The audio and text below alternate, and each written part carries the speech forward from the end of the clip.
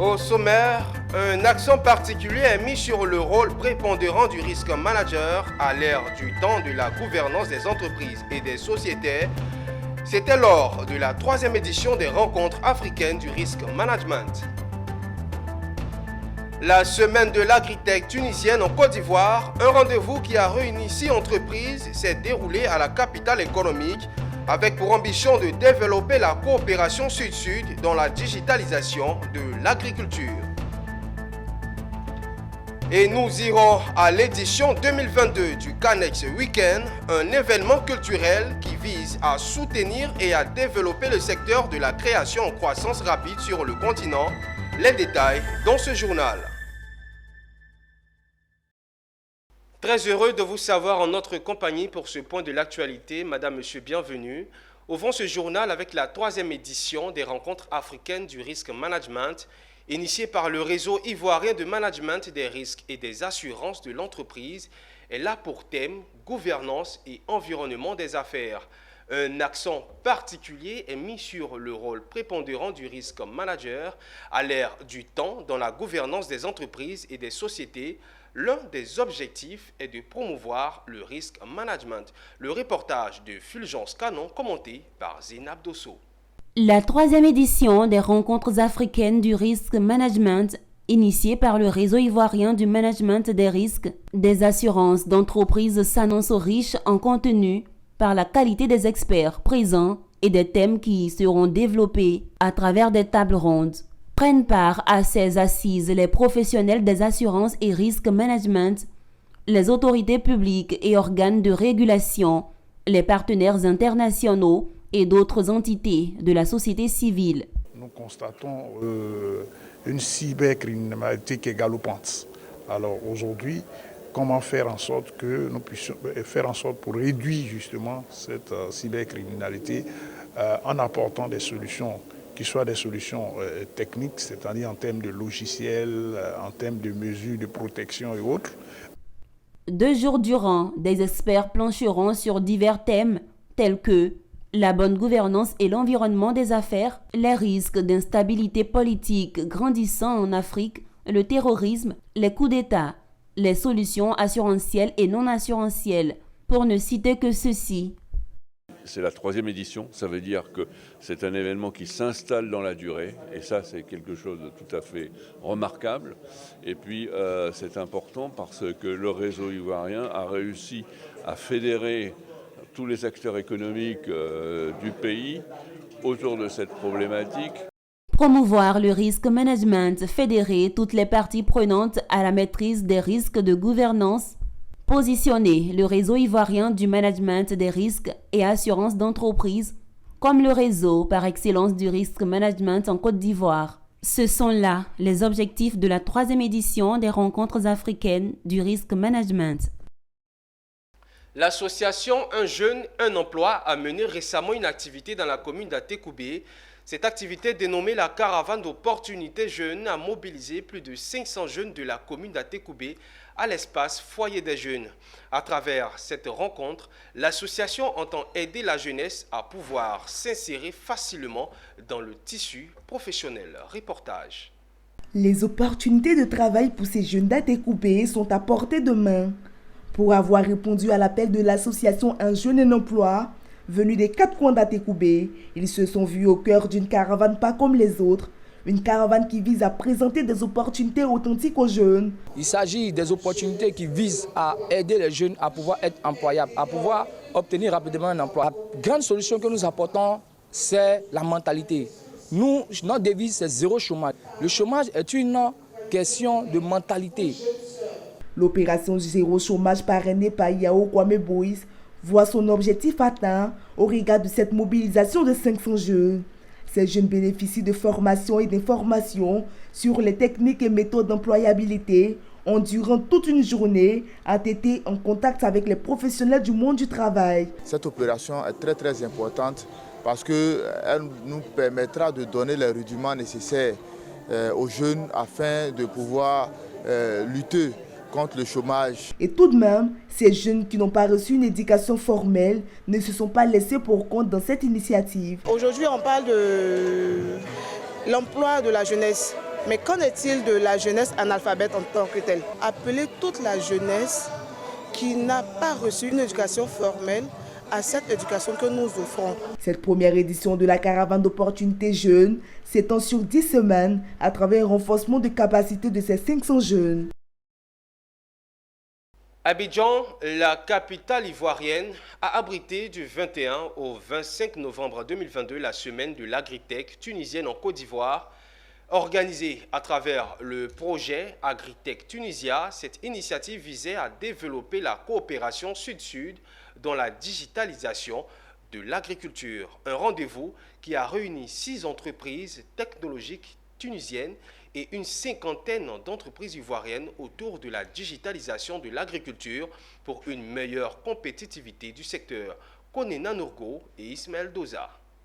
C'est un événement qui sonne une nouvelle ère dans le secteur agricole de la Côte d'Ivoire, celle de l'utilisation des nouvelles technologies dans l'agriculture. Cet événement, c'est la semaine de l'agritech tunisienne en Côte d'Ivoire. Tenue du 21 au 25 novembre 2022 à Abidjan, ce rendez-vous est venu proposer de nouvelles manières de cultiver le cacao, le maïs, le café, le riz. Parmi ces nouvelles techniques, il y a le système d'irrigation intelligente, la surveillance intelligente du sol, le biocontrôle, le désherbage mécanique. Cette semaine a plusieurs objectifs. Donc, le premier, c'est de développer des partenariats entre les entreprises technologiques tunisiennes qui ont développé des solutions pour la digitalisation de l'agriculture avec des partenaires ivoiriens du secteur de l'agriculture. Mais le deuxième objectif aussi, c'est de développer des partenariats avec des startups ivoiriennes de l'agritech et de la fintech, parce que ce que nous souhaitons développer, c'est vraiment un partenariat durable et gagnant-gagnant.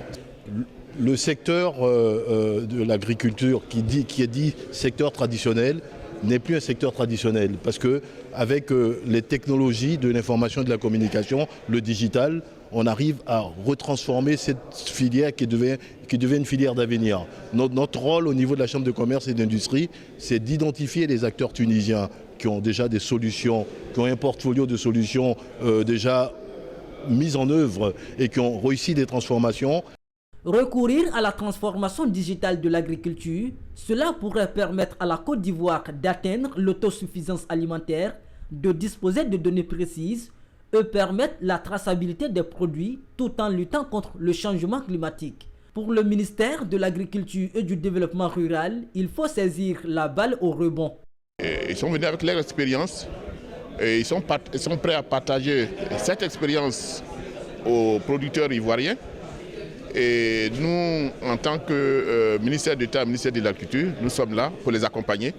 La semaine de l'agritech tunisienne en Côte d'Ivoire a réuni plus de 6 entreprises tunisiennes spécialisées dans la transformation digitale et environ 50 entreprises ivoiriennes venues exposer leurs différentes solutions digitales.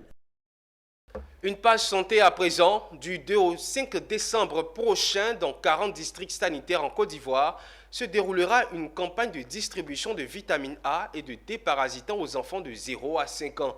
En vue de donner à cette campagne toutes les chances de réussite, le Programme national de nutrition a décidé de se faire accompagner par les professionnels de médias qui, pour la circonstance, ont bénéficié avant tout d'un atelier de renforcement de capacité tenu à l'Institut national d'hygiène publique de Treichville, Issa Badini et Marius Seri.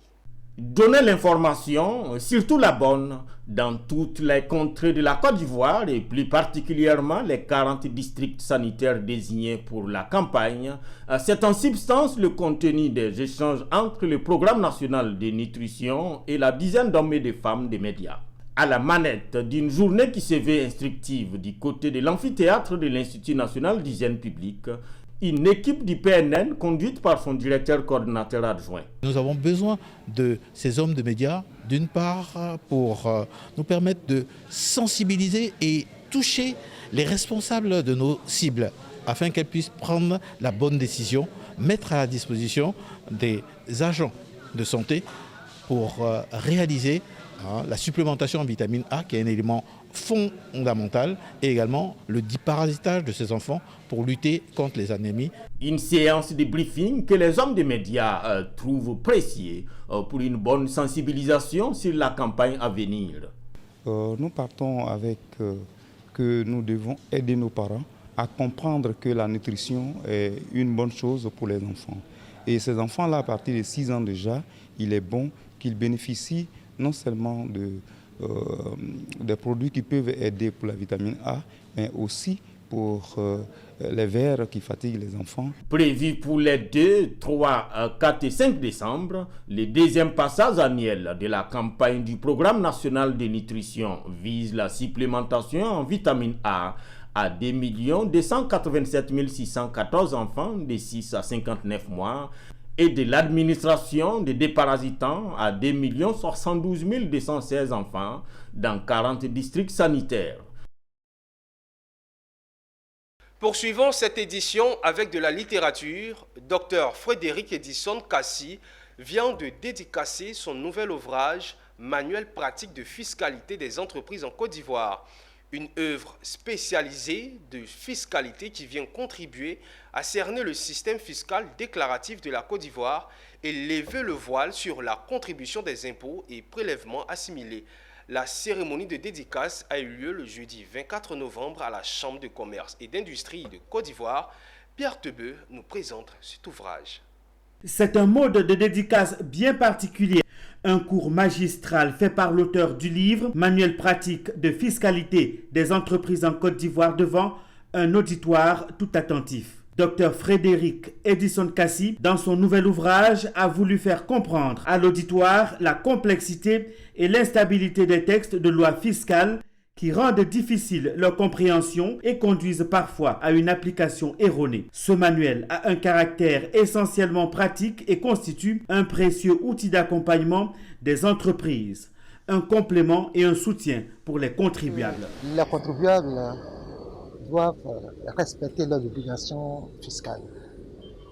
Obligations de déclaration et de paiement qui permettront à l'État d'avoir une trésorerie. Pour l'auteur, ce manuel est un important instrument de recherche qui pourra permettre également de renforcer le civisme fiscal en Côte d'Ivoire. Donc le livre amène le contribuable ou alors informe le contribuable, aide le contribuable, assiste le contribuable afin qu'il paye régulièrement ce qu'il doit. Il ne paie pas plus d'impôts, il ne doit pas payer plus d'impôts qu'il ne faut, il ne doit pas payer moins d'impôts. La cérémonie a pris fin avec la dédicace de l'auteur. Le manuel pratique de fiscalité des entreprises en Côte d'Ivoire est un livre pratique très enrichissant qui vise à améliorer les relations entre l'administration fiscale de Côte d'Ivoire et les citoyens usagers. Le Lions Abidjan Perle et l'ensemble des clubs de la zone 332 du district 403 A2 du Lions Club international ont initié le samedi 19 novembre 2022 une journée de service à Boutépé dans la région de Lamé. Au cours de cette journée de service, les populations de ce village ont bénéficié de plusieurs actions dont le dépistage gratuit de diabète, la distribution de lunettes et de kits alimentaires. Une journée de service qui s'est déroulée en présence de Claude Christophe, gouverneur des régions 31 et 33 du Lions Club international. Retour sur cette journée avec nos reporters Konena Nourgo et Ismaël Doza. Lyon, nos cœurs pour servir la communauté. Ce slogan du Lions Club international a pris tout son sens le samedi 19 novembre 2022 à l'occasion de la journée de service à Boutépé. Pour cette deuxième édition tenue en présence du gouverneur des régions 31 et 33 du Lions Club international, le Lions Club Abidjan Perle et l'ensemble des clubs de la zone 332 du district 403 A2 se sont mobilisés pour servir les populations de ce gros village situé à environ 21 km d'Azopé. À l'affiche de cette journée de service, c'était le dépistage du diabète et des troubles de la vue, la distribution gratuite de lunettes, doublée d'une sensibilisation sur la toxicomanie, mais aussi la remise de kits scolaires et alimentaires. Des actions qui ont marqué les esprits des populations. Je souhaite que ça revienne encore pour une deuxième fois. Vous êtes vraiment soucieux de la santé des parents. C'est normal. Et un enfant qui pense à ses parents a une bénédiction. La santé, c'est la première des choses. qu'il faut pour une population. Vraiment, j'ai été vraiment ému avec ma notabilité. Nous sommes heureux.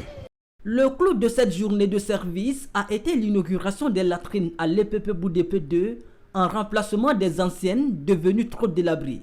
Des actions qui résument les axes d'intervention du Lions Club International, entre autres la vue, l'environnement, la lutte contre le diabète, la jeunesse. Au-delà de la joie et de la reconnaissance exprimée par les populations bénéficiaires à l'endroit du Lions Club, c'est un espoir que nourrit le gouverneur Claude Christophe Aguiar.